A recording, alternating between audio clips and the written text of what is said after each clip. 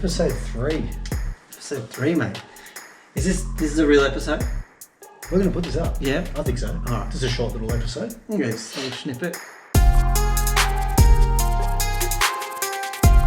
Do you have an intro, or do you go straight into it, or what do you do? You'll see. Do you, should I quite like Yeah, that would have been nice. Sorry, was I interrupting you? I'm sorry. No. All right. I'll let you go. All right, guys. Welcome back to episode 3 of Trapani's Choice. Your host, Nick Trapani. And joining us today is a very, very special guest. Close to my heart. He's not really, actually.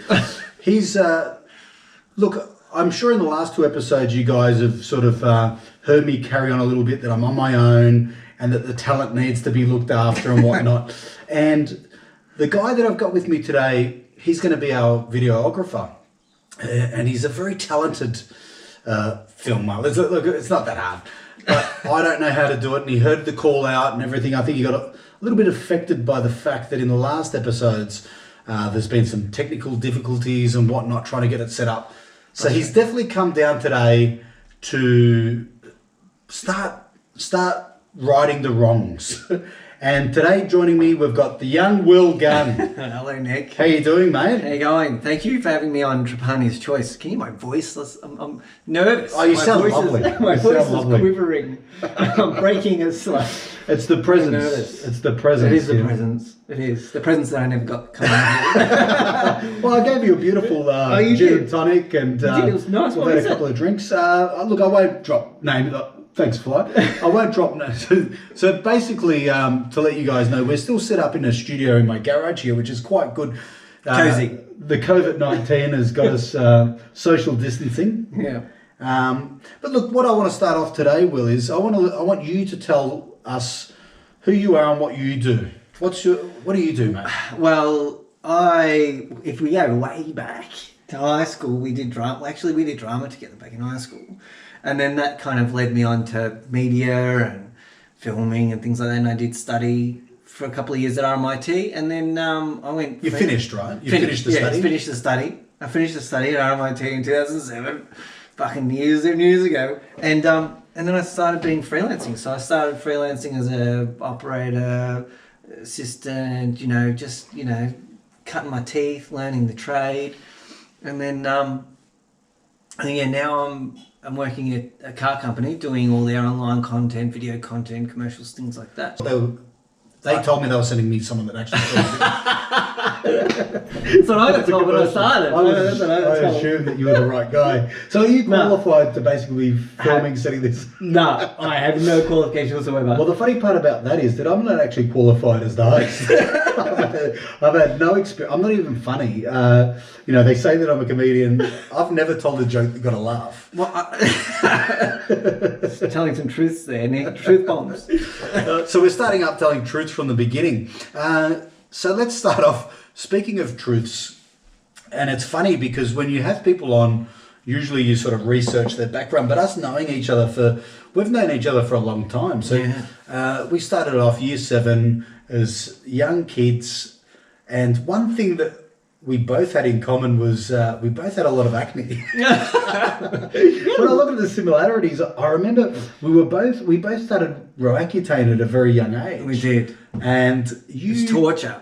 It was fucking horrible. Do you remember the dry skin? Oh man, moisture. You'd live with moisture. Your lips were peeling. So I'd rather the acne than the leprosy. Actually, I had a finger fall off. It never grew back. But I remember you turned to me one day and you said, "Fuck all these kids, Nick." He goes, "In a year or so when we're off the Roaccutane, we're going to be looking amazing and these cunts are all going to be fucked." Yeah. They were your words. And I thought, this kid's smart. He's got it going. And you were right, because my skin has never been better. Beautiful. Never been better. And I was a forward thinker. I've been doing ice, and I don't get any of that now. It's perfect. This is a Roaccutane. I'm still on it. It's a life changer. It's been great. But yeah, you did touch on that. We had a lot of similarities through high school, but in saying that, we weren't as close as we probably should have been. You don't recognise those things I find. You know, we did drama together. Yeah. We both did special English because we can't actually read or write. Yeah. Thanks to our fantastic high school. You know, I came out of high Shout school. out to Shout out to College in Bundoora, Greensboro. But I couldn't read or write. And I had trouble too. So we did special English together. So what that is for the viewers is when the other kids went off to learn a second language. Because they could learn English very well. We were still dabbling with English. And I want to let you know something actually that even funnier, that take it back to primary school. This is something that's always haunted me, is I never got my pen license. So, you know, did your primary school do that? No. They didn't do a pen license. I was not at school that fucking day. Oh, you didn't do it? No, so basically what would happen is just when you would do your writing in maybe like grade 3, grade 4, when the teacher believed that your cursive writing skills were up to standard, yeah, you'd get a little pen license. Do you know who never fucking got a pen license? Right? And this whole time I've been writing illegally. And I just wanted to put it out there. I've been illegally writing with a fucking pen. I'm sorry, officer. I can't sign that statement. Yeah, that's what I've gone into banks before, and they go, "Could you just sign it?" And I'm like, do you have HB? Do you have a HB? HB or a 4B. And now I'm even more confused because the cunts come to drop your mail off and they go, "Can you just use your finger?" And I'm like, I don't know if I'm qualified for a finger. Well, and that leads me to another story. But you do have a finger license. Your finger license is... So one story. This is the one story that I think that I definitely have to get your approval for in talking about. Yes. Because, look, you are a really caring guy. You're a funny guy. And I think your caring side is what comes through. And there was one night that we were at a friend's place. Yeah. Bobba.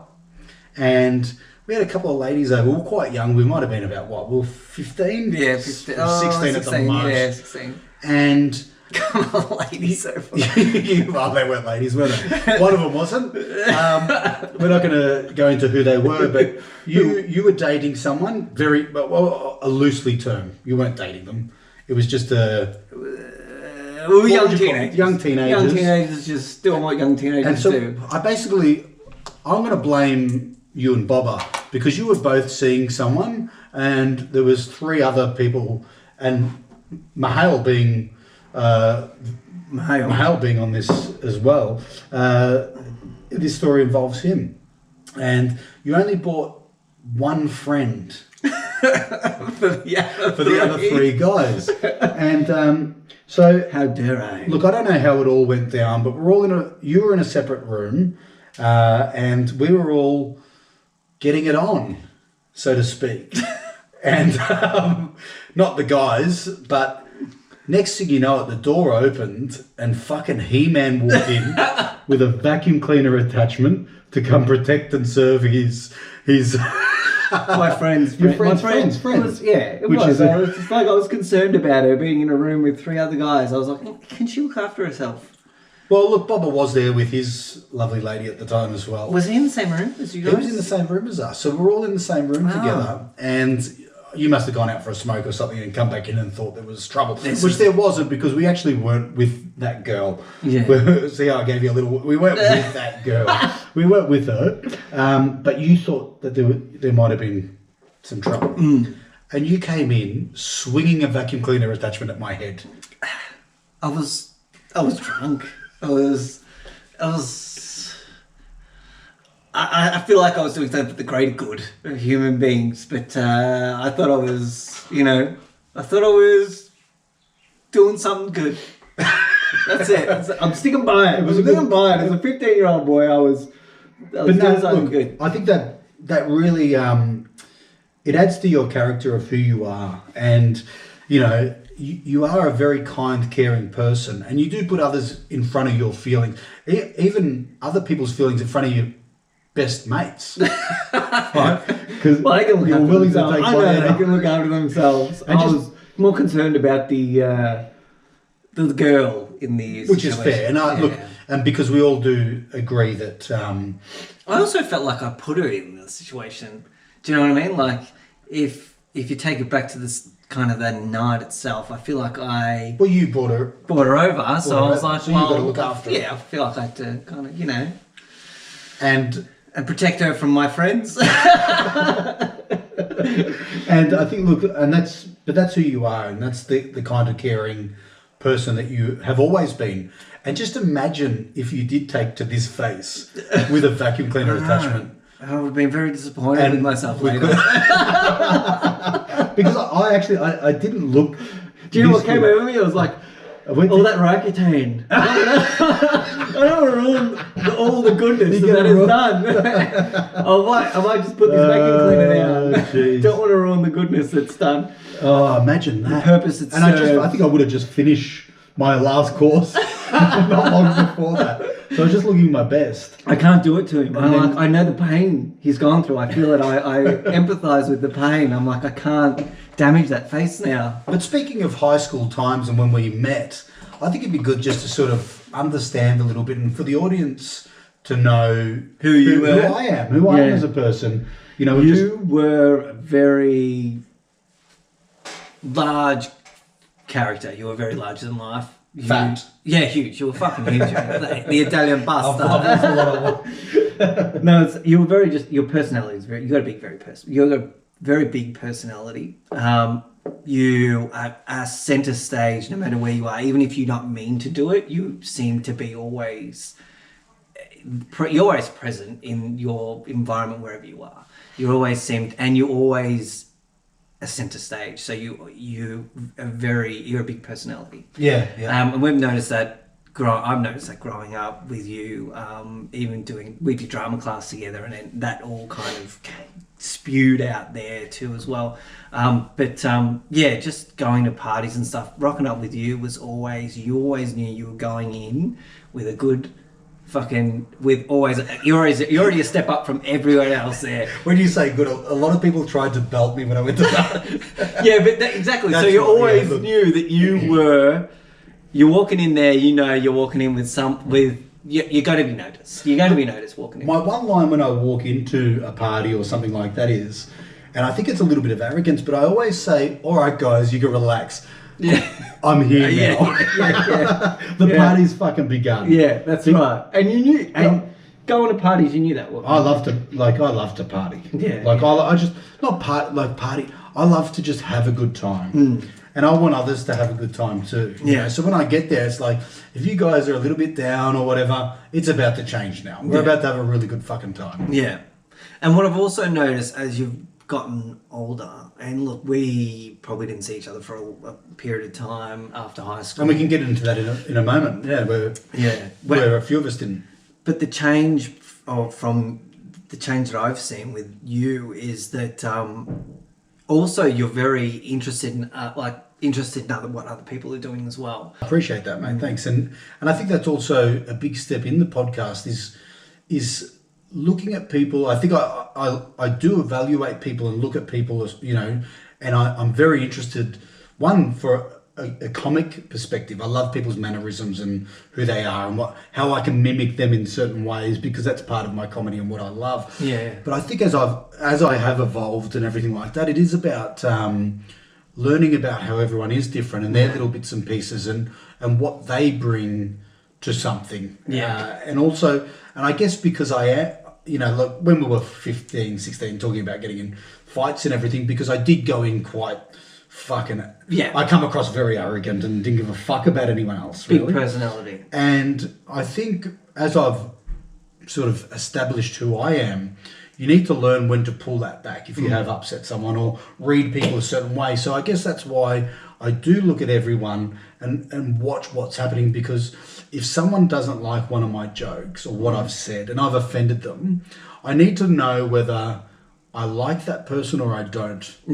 Because that's very big things. Yeah. Because if I don't like them, how far can I go with this joke? Yeah. Do you know what I mean? Yeah. Or how much do we pull it back in now and manipulate them to being on my side now? How much do we bring them back into saying, all right, well, I don't want to upset that person. Yeah. They're a nice person. They're a nice person. You gotta start, back. I think a lot of things have changed since high school. And like Will just mentioned, there was a separation for a lot of us. There was a group of us at the time and which the main person of the group would have to be Bobber. Yeah. Michael Gore. Yeah. The reason being was his house was the halfway house. Yeah, it was. And we slept there most nights through high school. Yeah. Actually, you and I shared a mattress most of the time. Yeah, we did. Yeah, we shared a mattress on the floor, and Bobber had his couch. Dick had another couch, and Mahal stayed over quite a bit as well. I don't know where the fuck Mahal was, but you know, and there was a band at the time as well, which I was the lead singer. I don't know how, because I can't fucking sing. But Bobber could play any instrument. It was actually upsetting. It made you sick, didn't it? Dude, you give him a trumpet and you fucking play... Trump would play a trumpet. Oh, man. What happened was there was a falling out in the band, which I'd love to get him on here shortly and have a discussion, because I know that, speaking of, now we're sort of older and we're catching up, we've got kids and everything like that, there's been a few little times where we've touched on it, but it'd be great to get him on here and talk about... There was a falling out with me leaving the band, and it was around that time where we were about sort of 2021. You were studying, I was studying different things, and we were working, and we both, just as life goes on, you go your separate paths. Yeah. But I think the funny thing is, with setting up this podcast, it's brought us back together. Yeah, kind of has. Mahal being over in the UK has actually been the one that's instigated a lot of the catching up, because... And I think the funny thing in life is we realise, like you're saying, you only need a couple of friends in life. Yeah. You can have a lot of people around you, but there's only a couple of people. And when I first started doing stand-up, I guess you guys were the ones that I wanted there for my first ever time getting up at an open mic to support me. And, you know, it's a really hard thing, getting up and putting yourself out there. Am I going to be funny? And am I going to be liked? Or, you know, are they going to get where I'm coming from? But I knew that there was no judgment from you guys. And I think that's a major thing that group has, that we don't judge each other. Well, I remember the first time you told us about you doing stand-up, and it was at Bobber's place, and you'd been to a few stand-up things before, but you'd never gotten up, and I said, "You're doing fucking stand-up," and it just clicked. Like, as soon as you told me, it was like, holy fuck, how come I'd never thought of this? How come I'd never... thought to tell Nick to do stand-up, because it just seemed the most natural thing for you to do. Like, I was just thinking, as soon as you told me, I'm like, dirt, like, fucking yeah, like, fucking, you should be doing, so why haven't you been doing stand-up? All this time, yeah. All this time, so that, and I hadn't seen you for a while before that. And then, as soon as you told me, I'm like, dude, I'm coming. I don't give a fuck when or where I am coming to that thing, because I want to. You want to witness the first ever. I want to see the first ever. I want to see you. You did see the first one. Did see the first one. That fucking shitty old bloody. It was a horrible place, wasn't it? It was horrible people. And the people weren't nice, actually. It was a very funny. I won't name the place and everything, because I may go back there one day. But it was a very PC. It was very PC. Totally. A young uni student place to go. And they're all connected. Mates. They're all clique. connected. Yeah, a little clique. Yeah. And they'd only get their friends up. Yeah. And I got up with some really raw material. Yeah. Which some of it, look, and I think that's the thing a lot of people need to understand with going to open mic nights and things like that. It is practicing material and see if the joke works, or it needs to be tweaked or whatnot to put in your set to put there that works. And we didn't get a good response from them, which left me a little bit, you know, because you kind of think, you know, am I made, you know, have I got the capability of doing stand-up? Yeah. And like you said, and I guess for me, like, it wasn't something that I always knew as well. I love telling jokes. I love getting that reaction that people laugh. That's one of the best things that you can get. Yeah. And through high school, I was always telling jokes. Yeah. And as I said in previous podcasts and stuff, it wasn't my jokes that I was telling back then. I wasn't writing jokes. Yeah. They were just jokes that you sort of hear and, you know, you just fucking tell them back or whatnot. But this was, you know, writing your own material is really putting yourself out there. And I remember that the MC said, because she knew that it was my first time, she made a comment saying, well, you can say you've done stand-up now, Nick. And I thought, But look, my personality is I can't wait till she sees me in an arena. Yeah, exactly. Fuck them. And I'd let her open for me. Yeah. I'd let her open for me. Yeah. Fucking hope I would. I'd let her open for me. And then when you come on, you're like, now that bitch. Now you've actually performed in front of an audience and were you friends? Yeah.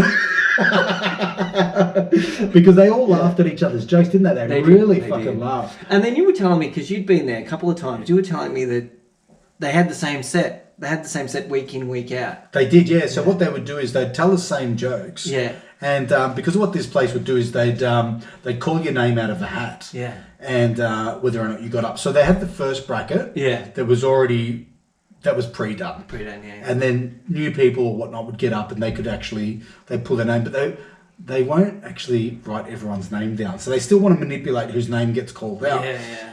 And so because I'd been 4 times before that where my name didn't get called out, you sort of stay and listen to some of their stuff. And their material never changed. Yeah. So over a course of months, and look, I know that it doesn't. Yeah. Look, a lot of the time when you see comedians and stuff like that, we will try our stuff over and over again. One, it's getting experience and practice. And finessing, I suppose, isn't it? That joke, yeah, you're getting that joke correct. Yeah. You're making it right. You're tweaking the wording, the timing, Yeah. whatnot to get it perfect. Yeah. So I understand that, but I don't understand because to me, when I write my jokes, and that's why you say, a comedian never laughs, or they might not, we laugh if the crowd are getting in on it, we can have a laugh with them or whatever, or their reaction makes us laugh. Yeah. But the joke becomes so unfunny to us. Yeah. It gets to the point you're like, does this even fucking work? It's just still funny anymore. It's still funny. But look, you refine it until you have it exactly how you want it. How you want it, yeah. And I do have one joke that I've told, and it's a 9/11 joke. Yeah, it's great. I reckon it's one of your best. And I actually performed it recently at Raw Comedy Festival. Yeah. Which is held in Melbourne, and it's actually every state. Yeah. And then they get the best of the best and they put them in. And my parents came along to that. Oh, did they? They came along to that. Oh. And look, I knew that the material that I had wasn't what they wanted, because they basically they don't want PC stuff, but it just needs to be a certain genre so that it gets the television ratings. Yeah. Which is fine, but I don't want to change my material for them and whatnot. And I told this joke, and I've told a couple of other comedians this joke, and before I told it, they're like, look, a 9/11 joke still doesn't work. Like, it's still, you can't do it. Yeah. And when I've told them this joke, they actually find it quite funny, because it's not bagging 9/11, or it's not taking the mickey out of that. What it's really doing is bagging Americans. Yeah. That's the joke in it. Yeah. And my mother said to me, she goes, afterwards, she goes, that 9/11 one, where did you get that from? I said, I made it, Mum. She goes, you know that the reaction from the crowd, they're all like, oh, Oh, yeah. And I said, that's what I want. Yeah, that's it. That's what I want. If I don't get that, it's not right. Yeah, that's right. Yeah, so that's the joke to me. Yeah. And she goes, so long as you know that they're not laughing. Was there many people there? Yeah, there was. Look, I don't know the exact figure, but there would have been at least 100 people there. Oh yeah. Yeah, at least 100. Where was it? Where is it? Some so that was somewhere. That was in Smith Street or Brunswick Street. That place. I can't think of the name of it. It'll come to me, but I can't remember the name of that place. Yeah, but right. Look, so they filmed them all and everything, or did they? They don't film all of those, and you're okay. not allowed to film yourself in those ones. Okay. When they go to the main event for it is televised, and it's a big event. Oh yeah. They don't like 9/11 jokes at those things. But out of all your material, the 9/11 one's probably not the most offensive. No. Like the whole, the one about the baby bring way before you change the nappy one. Well, the funny thing is, and what I've done is I've taken a lot of the swearing out of the comedy as well. Yeah. And I studied this course, and it was all about writing, and I've met some great comics out of that as well. I told him, and he goes, you got to keep that one. Yeah. And it kills every time. That one kills. Because your opener, isn't it? That's been the opener several times. Yeah. But I actually, people don't know the pedophile joke, so I'll tell the joke. Do it. So basically, the joke is, and it's quite funny because I use it towards the end of my set, and because it is quite offensive, a lot of my material and whatever, it's very good because a lot of women, I find, don't like a lot of material. So it's good to sort of bring them in and go, look, do you guys agree that there's a lot of things that women can say that men can't? And even that's a touchy subject. Yeah. But it's true. Which is good. It's a great... Because what you're expecting is something that's going to be either feminist or anti-feminist kind of... That's what you're thinking is going to happen. People think that straight away. Straight away I think... People put their back up. Yeah. And so basically then I go into it and I say, look, because we had a child, he's 3 now, but when we first had him, we had some friends visiting. And, he'd weed himself and I had to change his nappy. So I went to go change his nappy in the other room. And one of my wife's friends, she yelled out to me, she said, Nick, before you put a nappy back on him, can you bring him back in here? Because I love the feel of a newborn bum. And you know what? I fucking did it. This is a true story. It actually happened. This is what makes me laugh so much. I brought him back in without a nappy on. And, they had nothing, it was good. Yeah. But then I thought about it. And I thought, a few months later, one of my friends had a baby. And I waited for him to go change his daughter's nappy in the other room. And I said, Gary, before you put a nappy back on her, you bring her back in here.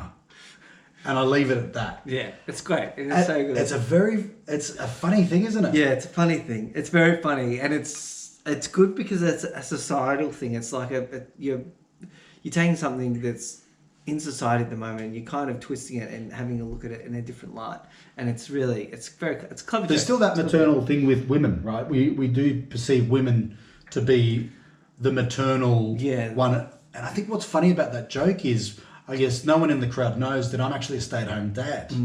So I am looking at a lot of the things that I guess when I take him swimming and things like that it's all the mothers that are taking, and I've been the only father in all these things.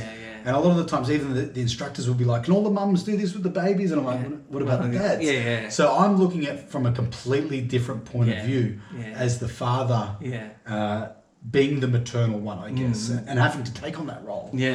So, do you enjoy being a stay-at-home dad? Look, I've loved it. Every minute of it. I've actually, I've really appreciated every moment of it. Just these are the special years of when he's now 3. But basically from 8 months old, my wife went back to work. And it's given me the opportunity to watch him grow and experience those things. Like I said, swimming lessons. All those types of things are what a lot of fathers miss. And they come home at night when, they're the hard hours, when they're so tired that they can't, and they're horrible hours. But I get to enjoy the good hours and doing those things with him. It's playtime. The playtime. That's the fun time. And brainwashing that little cunt who just like me. I knew it. I was waiting for it. I'm like, fuck, it's going to come. Where is it? And I actually, I had my parents over. And I mentioned it once before as well, that he grabbed the microphone and he wants to do everything that I do. So he opened to my parents and he said, ladies and gentlemen, fuck. And he said that to my parents on the microphone. So... Look, that's what really touches my heart. Now, you did that at a stand-up gig. Does he know that's a part of your gig, or did he? He doesn't understand it. He doesn't understand it. No. He just knows Nick says fuck all the time, and he says ladies and gentlemen. And I think, no, I don't say ladies and gentlemen. That was the joke. That I don't know where he got that from. The joke was when I did that bit that I made it out that we were somewhere bigger. We were at a party, and he got up and he went to do a speech and said, ladies and gentlemen, fuck. And I said I had to apologise, and I said, "Oh, look, I'm really sorry." What did your parents say to that? I had no idea of where he got "ladies and gentlemen" from. Because I'd never say that, "ladies and gentlemen." That offended me. I actually felt sick that he said that. It's not me. I don't appreciate the crowd. I don't address him in that way. What did your parents do when he said that? Like they're used, mate. They've known me. I actually. Of course. What was I thinking? And the thing is, I don't care that he swears. I'm okay with it because he's eventually going to swear. He's probably going to go through that phase that every kid goes through, that swearing's bad. They all do it. But he's got that out of his system by that He's got it out of his system. I picked him up from childcare and he came up to me in front of one of the teachers and everything. This great guy, Wayne. And he said, "Oh, Daddy, that kid said bum bum," and I turned away and I go, "This kid says fucking cunt all the time," and he's worried about poo poo and bum bum. Yeah, he's making out as if he doesn't swear. Yeah. At home, he's a potty mouth. Yeah. But look, I don't mind the swearing, but to touch on, I do have the joke about my stepson. Yeah. And to say whether I didn't run it by him whether he was okay with me telling a joke about him or whatnot, but I'd rehearsed the joke and he'd heard me rehearsing it. Yeah. And you sort of don't know what he's going to do. But when I played it back, the video of one time when I performed it, he goes, "You missed a word out of it." I thought, "Oh, you were listening." This whole time I didn't think he was listening. So he's been listening to you rehearse, and then he's realised when... He remembered that I fucked it up. No one would know. It didn't really affect the joke. Yeah. But I'd left a word out of my rehearsing. But he knew. So he has been listening. Shit. So it's amazing that... It is. You know, that's how... They do listen. They do pay attention. Yeah.